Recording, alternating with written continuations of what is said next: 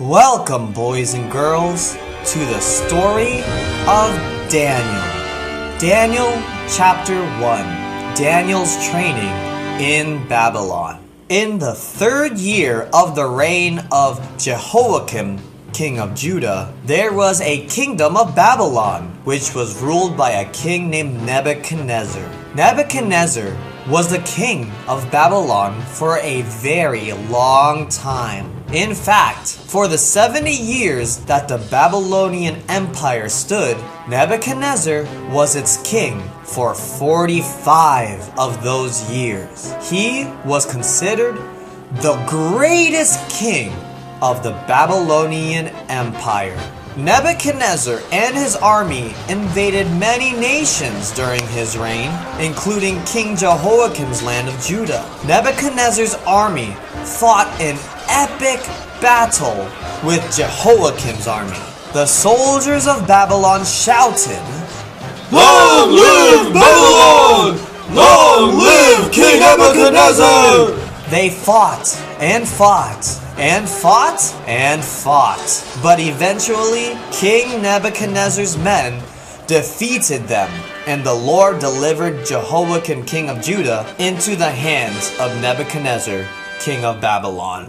King Jehoiakim asked, "O King Nebuchadnezzar, now that you have conquered Judah, what are you going to do with all of our treasures that belong to God?" King Nebuchadnezzar replied, "Well, all of these vessels and articles belong to me now, and they will be carried off to the temple of my God in Babylonia."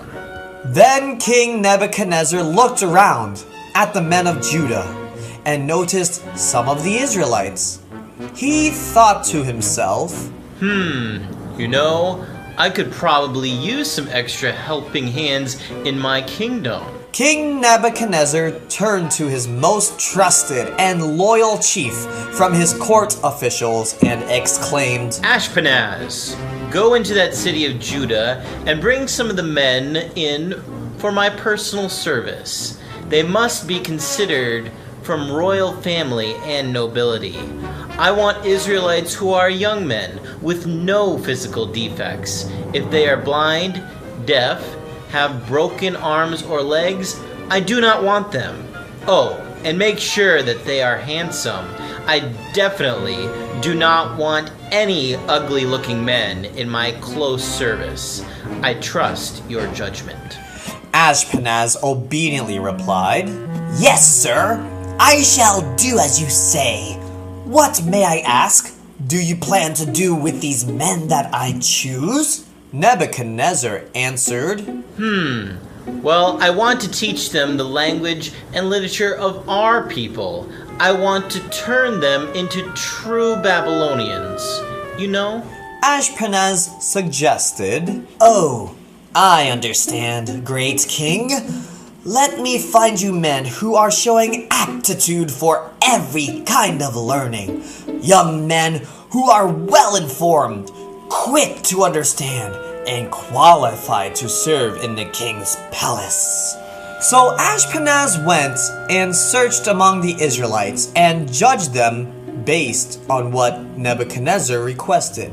He examined them closely, making sure that they were physically capable, smart, and good-looking. After carefully evaluating them, he said, I guess you 4 will do. What are your names?" They each stepped forward and replied, "My name is Hananiah, which means gift of God." "My name is Mishael, which means who is like God." "My name is Azariah, which means he that hears the Lord." "My name is Daniel, which means God is my judge." Ashpenaz looked at them with deep interest. "I see, so these are your Hebrew names. They sound nice and all, but now that I have selected you, I will give you each a new Chaldean name. Starting off with you, Hananiah, you will be called Shadrach, which means great scribe. Mishael, you will be called Meshach, which means guest of the king. Azariah, you will be called Abednego, which means servant of Nebo, one of our Babylonian gods. And as for you, Daniel, you will now be called Belteshazzar, which means one who lays up treasures in secret. Now, all of you, come with me. Daniel and his friends followed Ashpenaz hundreds of miles away to Babylon. Even though Daniel and his friends were far, far away from their original home, they knew that they would still remain faithful to God, the God of Abraham and the creator of everything. As they entered Babylon, Shadrach exclaimed in amazement, "Wow, look at the size of that temple over there. I am sure that is where Nebuchadnezzar keeps all of his treasures." Meshach was in awe as well. "Check out those hanging gardens. Looks like King Nebuchadnezzar makes sure that his kingdom looks beautiful." And Abednego could not believe his eyes. "There are so many soldiers here! Wow, that makes King Nebuchadnezzar a very powerful man!" Daniel rallied his friends together and reassured them all. Do not be fooled, guys. There is someone that is more than 100 times stronger and powerful than any earthly king, and that is our God in heaven. No matter what happens to us here in Babylon, we will remain faithful to God. If they require us to do anything, we must first consider if it is God's will or not. Remember, we will always remain faithful to God. Ashpenaz interrupted them by saying, "Boys, whatever you are discussing over there must come to a halt. We are almost in the courts of King Nebuchadnezzar. Now hurry along." King Nebuchadnezzar welcomed Ashpenaz with a familiar hug, for he was a trusted chief of his. Ashpenaz, so good to see you again. Now please tell me who these fine young men are that you brought to me from the land of Judah. Ashpenaz scurried back to Daniel and his friends and gave them each an introduction. "Certainly, my king. These are the finest of the finest Israelites. Here we have Shadrach. I believe he will be one of your finest scribes." Shadrach steps forward in confusion, but acknowledges the king respectfully. King Nebuchadnezzar proclaimed, Very well, Shadrach. I look forward to your skills in the arts of literature. Ashpenaz continued, "Right here is Meshach. Just by the looks of him, I believe this one will prove to be quite the handyman and brute force of the group." Meshach humbly stepped forward and also acknowledged the king. King Nebuchadnezzar remained intrigued. Ah, Meshach, I only hope to see those muscles grow stronger and veins grow with true Babylonian blood. Ashpenaz declared on, "Abednego is the name of this fine young specimen. I believe Abednego will become one of the primest examples of what it means to be a worshiper of a Babylonian god." Abednego awkwardly took a step forward, feeling somewhat ashamed of his Chaldean name. King Nebuchadnezzar excitedly put his hands together. What a fine name! Fine choices of names so far, Ashpenaz. Ashpenaz bowed in front of the king. "Thank you, my dear king, and this one is Daniel. However, I named him Belteshazzar. I believe he will prove to be the most intelligent, but more importantly, most faithful one in your service." Daniel obediently took a step forward and graciously acknowledged the king's presence. King Nebuchadnezzar was filled with admiration. Very good, very good. Ashpenaz, these young men must be hungry after traveling so far. Prepare for them a feast that they may be filled with the finest food in all of Babylon. I bet these boys have not tasted the delicious wine of Babylon yet. Oh, And you know that pig that we have been fattening up? Make sure they eat every single last bite of it. Ashpenaz's eyes lit up like a light bulb. Excellent idea, my king. I shall prepare that right away. Boys, meet back here in the king's court in a few moments so that you may devour the royal food like true Babylonians. Daniel turned to his friends, who already had mixed looks on their faces. Did you hear what King Nebuchadnezzar just said? Shadrach licked his lips in anticipation. Yeah, we are about to have a feast. I am so hungry. I could probably eat a whole tree. Meshach nudged him. Hold on, Shadrach. King Nebuchadnezzar just mentioned some foods that we do not eat. In fact, it is against our beliefs. Abednego placed his arms around his friends in agreement. That's right. We must not defile our bodies with the royal food and wine, no matter how irresistible it may appear. Daniel pondered back and forth in thought. It is settled. I will talk to the chief official and politely decline the foods that they offer. I trust that our God will allow Ashpenaz to show favor and compassion towards us. As the four of them agreed on Daniel's suggestion, Ashpenaz entered the room with a platter of royal food and wine. Boys, I could sense your appetite from a mile away. Come, have a seat. Yes, please, sit down and relax. The king wishes for you to enjoy this wonderful feast.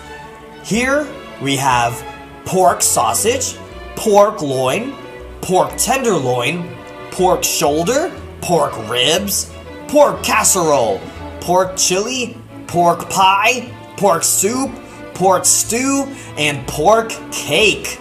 Shadrach, which one would you like to partake of first? Shadrach courteously approached Ashpenaz. Thank you, Ashpenaz, but I must graciously decline these options. Ashpenaz took a step back. Excuse me? I must have heard you wrong. Let me ask again. Which one of these food options from our delicious pig menu will you taste first? Meshach backed up his friend. Thank you, Ashpenaz, but I too must graciously decline these options. Ashpenaz was in awe. Well, Meshach, I understand that some of what we offer here in Babylon may not be what you are accustomed to back at home.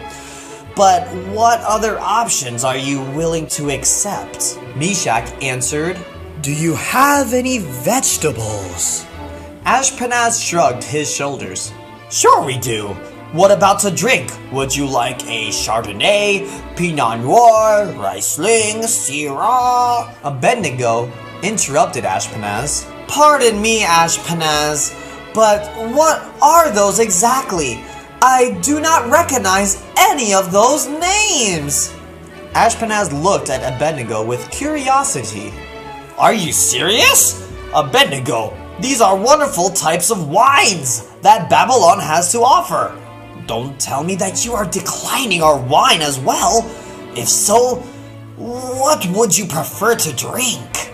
Abednego answered, I would prefer to drink water. Ashpenaz was in complete shock. Interesting. Well, to tell you boys the truth, I am afraid of my lord, the King Nebuchadnezzar. You see, he was the one who assigned your food and drink. He will not like it that you are looking worse than the other young men your age because you are not eating the royal food. The king would then have my head because of you. Daniel proposed an idea. If your king Nebuchadnezzar believes we will be looking worse than the other young men our age unless we eat the same royal food, let's test your servants for 10 days. Give us nothing but vegetables to eat and water to drink. Then compare our appearance with that of the young men who eat the royal food, and treat your servants in accordance with what you see. So then Ashpenaz considered Daniel's diet challenge and decided that it was worth a shot. When Ashpenaz told King Nebuchadnezzar about Daniel's diet, he was initially agitated, primarily because Daniel would not eat the royal food and wine that was being offered. However, King Nebuchadnezzar was always interested in challenges, so he allowed them to try it out. He commanded Ashpenaz, Very well then. While our own Babylonians will continue to eat our royal foods, the rest of you will eat nothing but vegetables and water for 10 days. Then at the end of the 10 days, we will test their strength and abilities up against those who had eaten our royal food. So for the first day, Daniel, Shadrach, Meshach, and Abednego ate meals consisting of nothing but vegetables and water.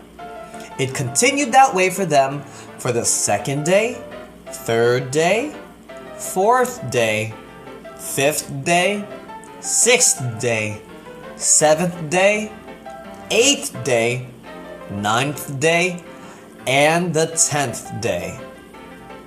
When the 10th day finally came, Daniel and his friends actually looked healthier and better nourished than any of the young men who ate the royal food. King Nebuchadnezzar could not believe his eyes. Wow, it looks like you boys are very refreshed and ready to move mountains. But in order to truly see if your diet was better than ours, we shall see who can perform better in these physical tests. In order to test their physicality, King Nebuchadnezzar had them do 100 push-ups. The Babylonian young men could barely finish the task, while Daniel and his friends easily accomplished it, even with one hand behind their back. They also did a portion to see who could hold their breath the longest. And, of course, Daniel and his friends all held it 10 times longer than the Babylonians. After several more tests, Nebuchadnezzar raised his hand and declared, You boys are definitely in better shape than any of my Babylonian men, but let me test your intelligence. Someone tell me, what river is our great city of Babylon located on? The young Babylonian eagerly raised his hand. Ooh, that's easy. The answer is the Nile River. King Nebuchadnezzar shook his head in disbelief, for he knew that was incorrect. Daniel and his friends, all in unison, answered, The Euphrates River! King Nebuchadnezzar was satisfied with their answer. You boys are correct. Let me ask you another question, which only the smartest of the smartest would know. What is 9 multiplied by 5 divided by 3, add 60, but then subtract 30? In a few seconds, Daniel proudly proclaimed, The answer is 45, which is the number of years you will reign, King Nebuchadnezzar. With a mix of amazement and unbelief, King Nebuchadnezzar still congratulated Daniel. Ahem. You are correct with 45, but as far as my number of years reign, you are wrong, for I will rule Babylon forever. Not only did God grant Daniel and his friends physical health and understanding of all kinds of literature, God also gave Daniel visions and dreams, including foreseeing future prophecies. Nonetheless, King Nebuchadnezzar recognizes their abilities, so he ordered Ashpenaz specific instructions. From now on, take away the royal food and wine and feed everyone in my service nothing but vegetables and water. I want my Babylonians to be strong, healthy, and brilliant, smart like these boys right here. Nebuchadnezzar found none equal to Daniel, Shadrach, Meshach, and Abednego. So he had them enter into his personal services. In every matter of wisdom and understanding about which the king questioned them, he found them 10 times better than all the magicians and enchanters in his whole kingdom. God truly blessed Daniel and his friends as they continued to remain in Babylon, especially when trials came along. But that will be later in the next chapters of Daniel. The end.